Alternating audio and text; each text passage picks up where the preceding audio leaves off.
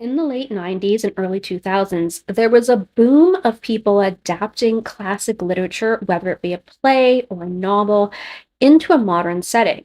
And for the most part, these worked really well. The ones that worked well are things like Clueless, Oh, 10 Things I Hate About You, She's the Man. All of those are really good adaptations and examples of how you can take something that was written hundreds of years before and put it into the current world and make it work. Not all of the adaptations at this time fell into that same category. Some of them were duds.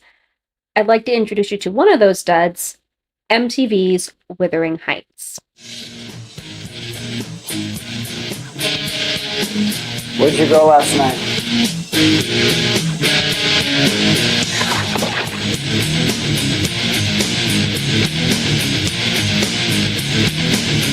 Don't tell me you're bummed out for that white trash. Let go of me! Never!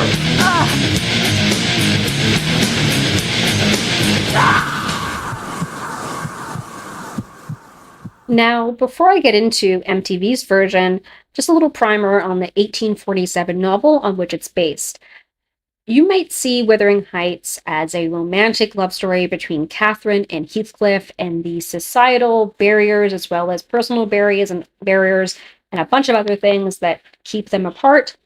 Or you may see it the way I do, which is a tale of obsession and how that obsession can become destructive and not only hurt the people around you, but hurt the generation that follows. And you may also be like me and see Heathcliff as an awful garbage person and you hate him. It's okay if you like the other side of things, if you see it as a epic romance type of story, completely okay. Literature is meant for interpretation. But basically, it focuses on those two characters and this connection they have after Heathcliff is adopted by the Earnshaw family who live on the Yorkshire moors. There's lots of other things that happen, but that's the basic plot of it. Is that these two people have a connection, and there's lots of other things that kind of pull them apart at some point or other throughout the novel. Now, like with most adaptations, MTV's Wuthering Heights only focuses on the first half of the novel. Most adaptations don't go into the second generation, which is a part of the novel that follows Catherine's daughter, also named Catherine. And so they're only focusing in on the main story or the first part of the story. But unlike being on the Yorkshire moors, where you can understand how a lot of this could take place, this gets transplanted into California, and none of it makes sense at all. More on that later, but just keep that in mind as we go along. As the movie starts, we get a lovely voiceover from our main character, Kate, this version's Catherine. My mother left us. My father used to say she needed to see the world.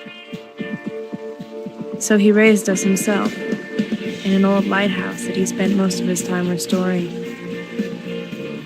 Everything I ever knew, everyone I ever loved, was right there. And this wonderful world she lives in with her father, Earnshaw, and her brother, Hendrix. Now, for some reason, I don't know why, Earnshaw didn't have his windows boarded up before this storm started, so he actually goes out in the middle of the storm, he leaves his children, and he looks for more wood and more things to block the windows. There he picks up Heath, this little boy living on the side of the road, and brings him back to the lighthouse with the intention of trying to figure out who he belongs to in the morning. We don't actually know if he gets this figured out because we kind of just go through this introduction with him and Kate and Hendrix, and kind of get a little bit more backstory into the Earnshaws, but we don't really know what Earnshaw did because we flash forward in mere minutes, probably about a decade later, where we see Kate and Heath in love. And believe me, they push this on you because we get a whole montage of them frolicking in the ocean and making out and standing and staring longingly out at the horizon. It's all very stereotypically romantic to show us that they are in love. So while Kate has fallen in love with Heath, Earnshaw has been treating him like the golden child, like someone who can do nothing wrong, while Hendrix has been a sense pushed aside. And we see in one scene that he has bought that Earnshaw has gotten Keith a lot of musical instruments, guitars and such, as well as some mixing equipment so he can record demos and songs. You ever finish the guitars yourself? Yeah, it's pretty old stuff, but all works. You guys did this for me? I don't know what to say. Just play, son. While Henley's his book name, while Hendrix, who also showed interest in the guitar, has not gotten any of this stuff. At this point, we see more of, Kate and Heath interacting and Hendrix getting a little bit upset. And he goes to a concert in town to kind of blow off steam and to get away from things. There, we're briefly introduced to Isabelle, who is kind of the mean girl, rich bitch type of thing. And it's sort of a throwaway scene, but I think it's just used to establish that she's rebellious because, it's completely different than the life that she lives outside of it or something. But anyways, we go back to the forever montages that are Kate and Heath, and we see them interact riding his bike. At one point, the bike stops working on this beach. Kate, and I still don't know why, sees a house, and she acts like she's never seen a house before. She decides to go and trespass on private property. I kid you not. She literally tells him that she's going in to see what this house is all about, not knowing if anyone lives there, not knowing if she's allowed to be there. She just goes in. Can I help you? I'm sorry. No, that's okay. So, as that clip suggests, we are reintroduced to Isabelle, her brother Edward, and her friend Raquelle. By the way, if you're a fan of the book or you read the book and you're trying to wonder who Raquelle's counterpart is, there isn't one. She's literally just some random friend they brought in for Isabelle. As Kate decides to stay, Heath is like, no, you cannot be around these people. We can't have friends. We must be isolated because that's the thing that we need in life is to not have interactions at all. So anyways, he leaves angrily. She goes off with Isabelle. And then he comes back on his bike and revs the motor at her. I should have.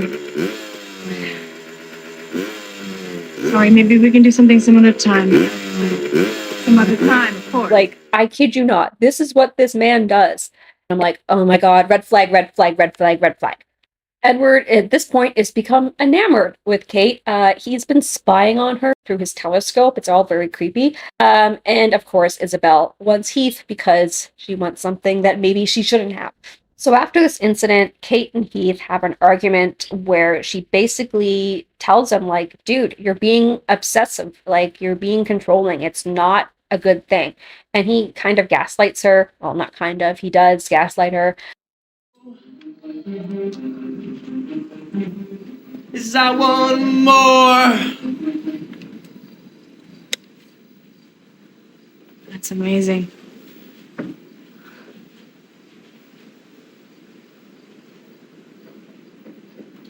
You gonna play it for someone special?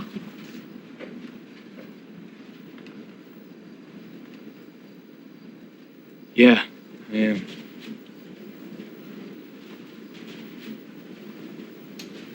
When I find her. And then they make up, they have sex, and he gets upset because her heart is not beating as fast as his. So after our 500,000th million red flag in the past 10 minutes, Kate storms off. Let go of me. Never, okay? Now just listen to me. Keep. Leave. Kate! Kate, come back! Why can't you feel the same way I do? And goes for a walk on the beach where she briefly talks with Edward. She can't stay mad at Heath for long because Earnshaw has a heart attack and dies. We have a very brief funeral scene where Kate is the only one who seems to have dressed for the occasion. And they also throw some broccoli into the ocean, it seems.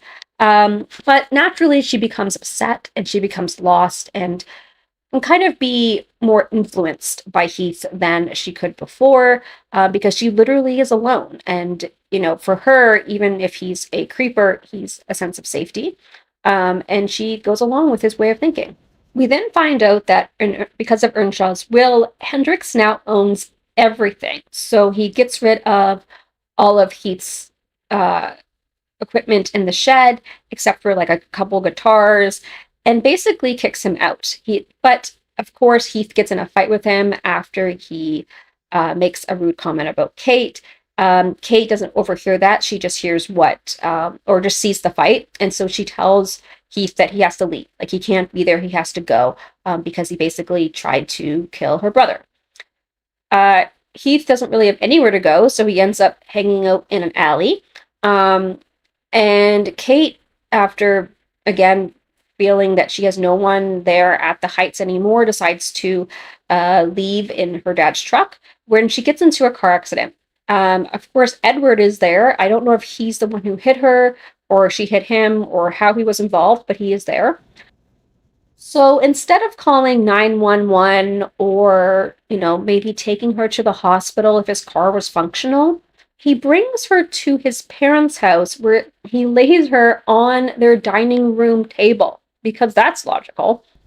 They must have a doctor on speed dial or something, because she's okay on the next scene, although she's still recovering.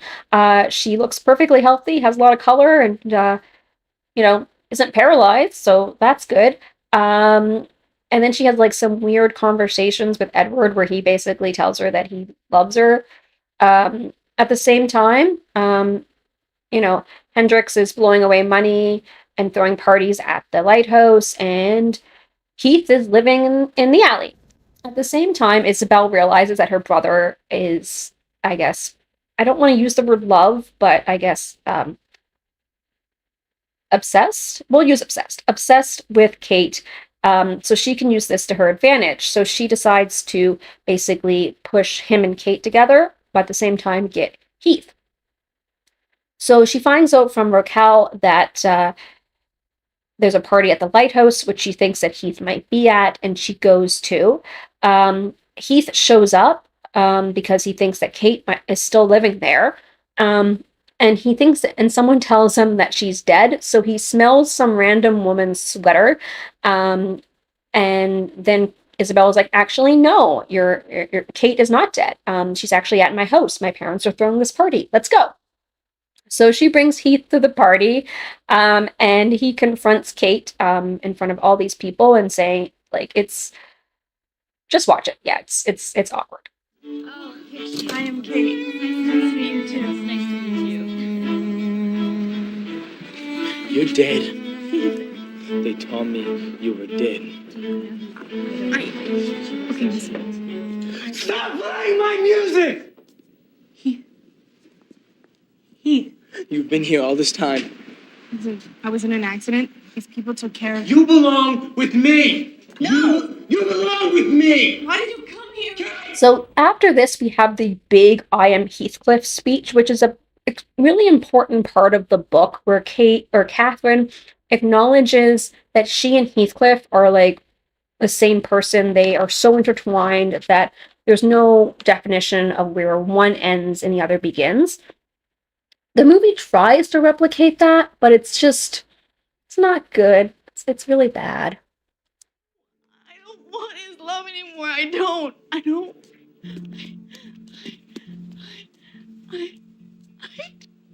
it, but I need it. I can't seem to live without him. We're the same. We're the same person. I am he. Heath overhears this, and he only hears her say that she doesn't want to be with him, so he leaves and he goes back to his alley. And Isabelle tells Edward that, guess what? She's yours now. Basically go and woo her because I've done all the dirty work for you. Isabelle picks Heath up and tells him, you can stay with me. I'm going back to school in the morning or tonight. I don't know why she's going to school at night, but she's going back to school. He can come live with her.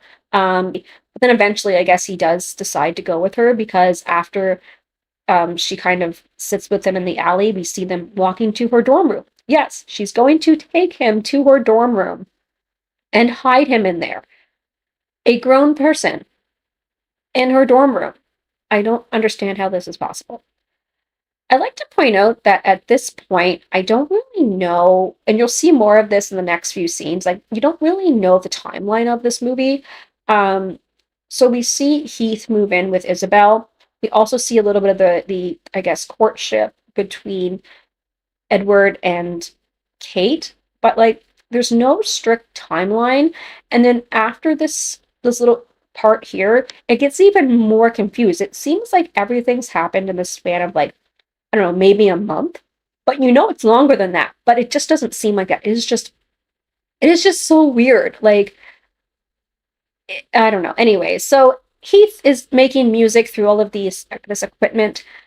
But at some point he does make a song, and Isabelle realizes that he's not going to post anywhere. He's just made this song. So what does she do? She uploads it to a download site.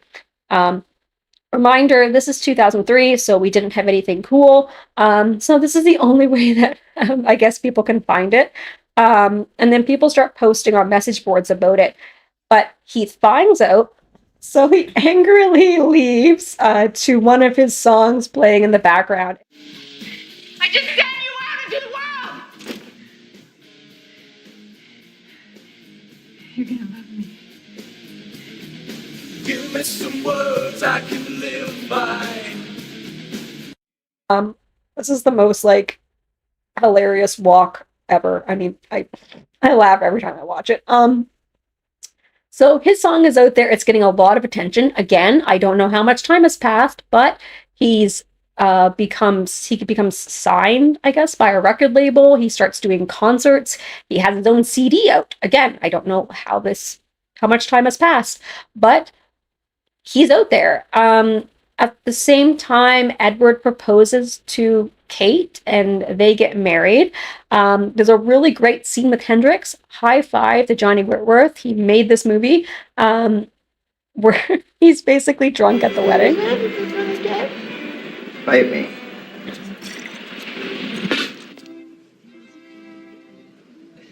I'm the brother of the bride.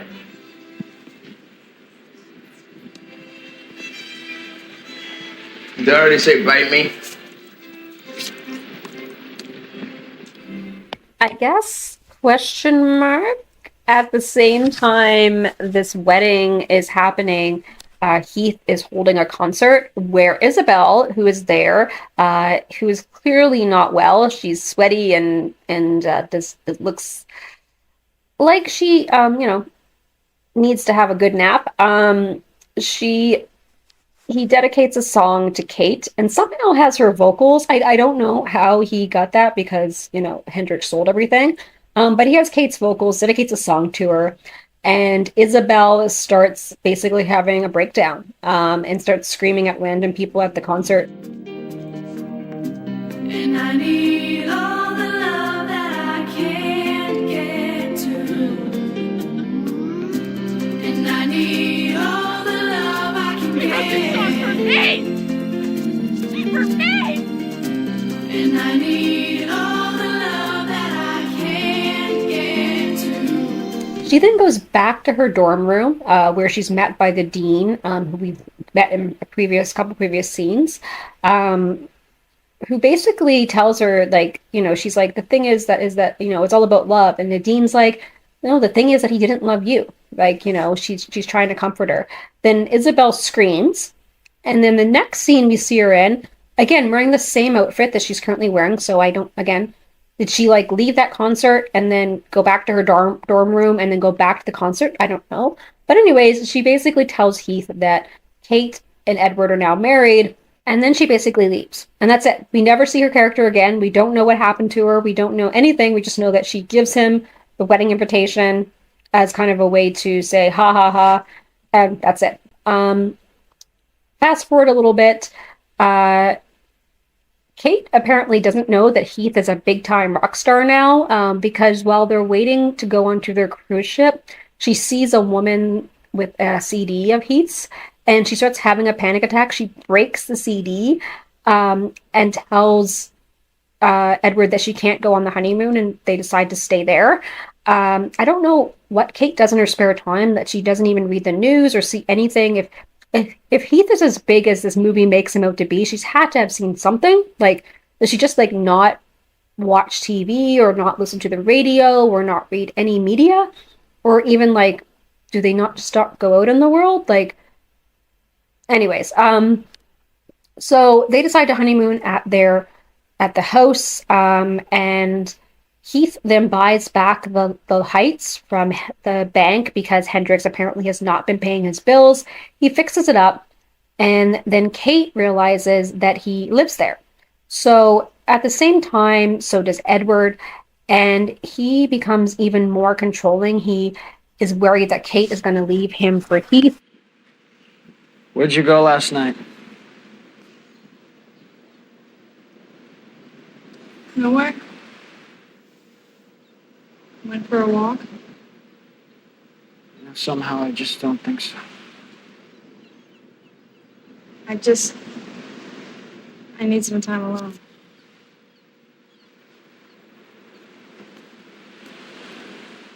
And he starts wondering that every time she leaves, if she's gone up to the lighthouse to spend time with him. Now, she does at one point go to the lighthouse after a fight, and does, reunite with Heath, and they do, technically for the night get back together. But then they have a fight in the morning about the same things they've always fought about. And when Kate comes outside, Edward is there, and then Heath comes outside, and then we cut the scene to like the next scene. So we don't know if there was any confrontation, if there was any argument. We just see the next scene. So we then find out that Kate is pregnant. We don't know whose baby it is. It could be Edward's, it could be Heath's. But Kate goes up to the lighthouse to tell him that she is pregnant and that she is going to stay with Edward because he's basically the better choice out of the two. And Heath, I guess, is upset. I don't know. He doesn't really show much emotion. Kate ends up having a difficult pregnancy where she is confined to bed for the latter half of it. But again, Edward has become so controlling that he starts like freaking out at this very pregnant woman and being like, whose baby is it? Is it his or is it mine? And you close your eyes when we kiss. That means you're thinking about him. Yeah, he has this like weird obsession about her closing her eyes. It's very odd. But anyways, she leaves. After the fight, he goes into one room for a few seconds. And in those few seconds, she manages to get away and gets back to the lighthouse in her nightgown with no shoes. And she goes down to this little cave area by the water that she and Heath used to go to. And then goes into labor because, what you should really do when you're like 8 months pregnant is to run up to this like random lighthouse cliff area without any shoes and then climb down to this other random area that is very hard to get to. That's very logical when you're so pregnant. But she astral projects, I kid you not, she astral projects herself to Heath and tells him to come find her. So he picks her up and carries her to the lighthouse somehow, because again, very pregnant lady, and you're going up a very uneven cliff. And then Kate gives birth. I guess Heath helps. Again, no one calls 911 or the paramedics or anyone. But Kate gives birth and she dies. And she tells him that her dying words are about her baby. He takes it as it being his baby.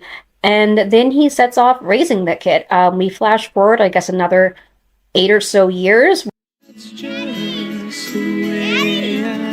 I once dreamed of getting away from the Heights. But now now I know I was meant to stay. To see you grow up, my daughter. In this lighthouse on the edge of the ocean. And no matter what the future holds, I'll always be there, watching over you. So this is a thing that existed. I'm trying to figure out the best way to explain all of the things that were wrong with it, but I'm going to stick with three main things. That is the acting, the timeline, and how it didn't really get adapted well. So let's start with the adaptation. So in Wuthering Heights, the whole idea of the isolation and the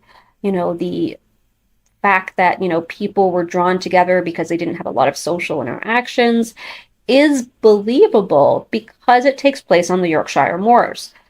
You can believe that it took you probably days to get to your neighbor's place. Like, that is 100% believable. Setting it in California, where obviously they have people around them, even if they live off in some corner, there's obviously a town nearby, there's neighbors nearby, like, there's obviously people. It just doesn't work here. Like, you don't get the reason why they are so closed off from other people. And they try to force it with, Heath wanting to stay there, but it's like, did they not go to school? Do they not have any friends? Were they homeschooled?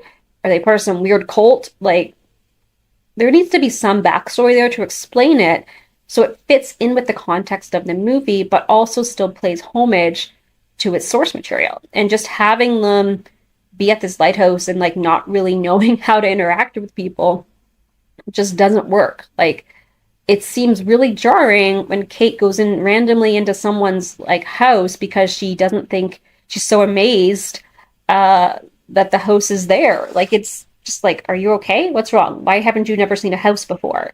I just don't understand it. That being said, the acting at times is also something that leaves a lot to be desired. You can definitely see the cast trying. They definitely put forth an effort, but at times it feels like they're reading off, like, I don't know, cue cards, or that someone told them to, emote and then also don't emote.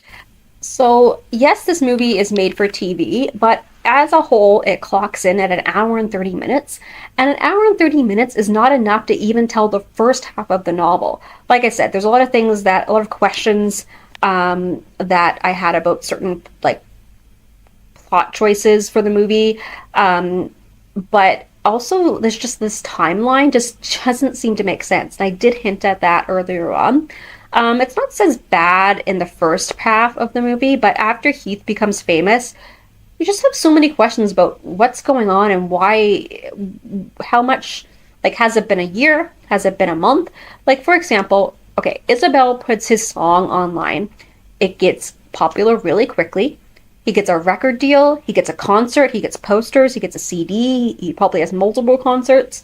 So he's gotten a lot of attention. I think he has a website at some point. But how much time has passed? Because she's still at school, and she's still in the same room, same posters, everything. So has it been a month?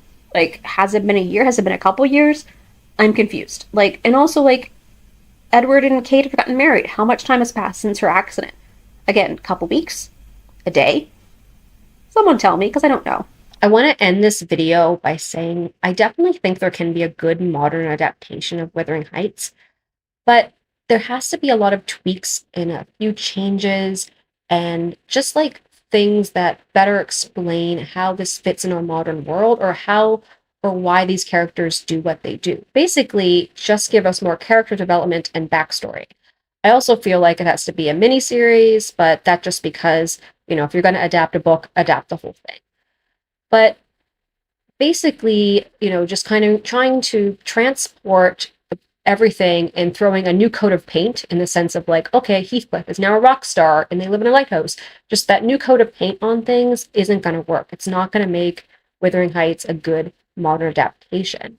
So take the source material, figure out what works, what doesn't, and change things that work better in our modern world. because this sure wasn't it.